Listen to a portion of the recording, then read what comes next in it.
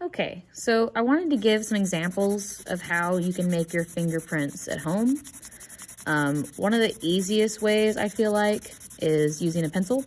See how I'm just covering a pretty dark area in pencil lead. And you take your finger and just try to rub as much of that lead onto your actual finger. So just really trying to get it in there, picking up the lead all over it.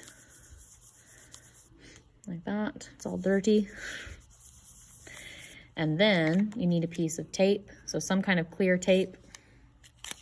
Scotch tape is the easiest to work with, but it could be other kinds of clear tape. And then you're just gonna put your finger, put the tape over it, press it out. Trying to get out all the bumps. Try to get as much of your print as possible. So even off to the side can have your like deltas and things. And then you pull it off and see there's my print. That'll be easier to see once you put it on white paper. So up here is where that print just got put. And I can see quite a bit of it. See all that detail? Now, these two were done with tape as well, just doing the same thing, putting it on my finger and taping it. But instead of pencil, it was actually eyeshadow powder. So if you don't have eyeshadow yourself, sisters, moms, anybody who has any kind of eyeshadow, it doesn't have to be black, but you want a darker color. So brown, blues, purple, something like that would be best. But any of those powders, rub your finger all over it and tape it, same thing. It's probably giving me my best detail are these two powders. So like doing pencil or doing powders. I even did the tape technique with flour. So that was just flour on my finger and did the tape technique. I did have to put it on a black folder though, or black paper, something like that. But if you didn't have any of the dark powders, the white powder of even like flour or cornstarch would work. Now, some other things that I did, actually one of the better ones, which is kind of weird, was these right here. Sorry, get my phone right. So I have that detail, that pinker one.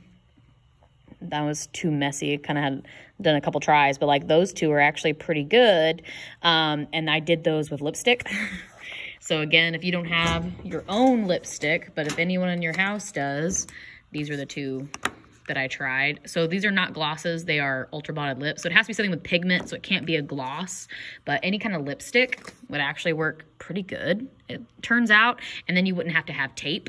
You would literally just, I got marker on my finger, just rub that lipstick on your finger and then press, and there you go. The ones that I wanted to kind of show you that kind of didn't work, the highlighters are okay. See, I got that detail in the yellow highlighter. It's all right.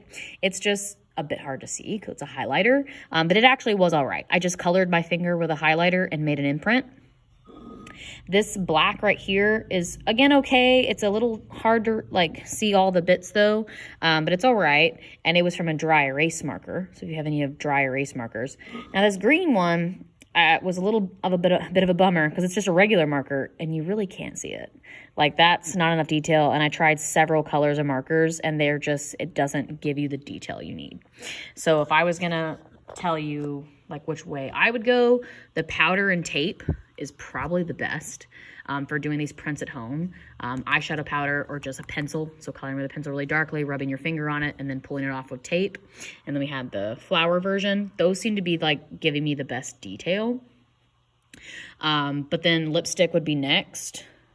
And then lastly, highlighters or dry erase actually have pretty good detail. Now, when we actually do your prints, you want to get as much of your print as possible. So you don't really want to like touch it like that. That's not really a print, but that's why it's like a little harder to get these. In reality, you want to get your whole print all the way across your print, and you would actually do the side and roll it like that, so like it doesn't really look, see like how this one looks more square. It's not a like boop, it's a I rolled it over. That's how I got that more of a square shape print, because then you're getting more details so that I can actually like look at this one and I can see it's a loop going in one side and out the same side, and it has that delta framing the loop, and then I can start looking for other patterns. So you want to get as much of your finger as possible so you can actually see all your parts.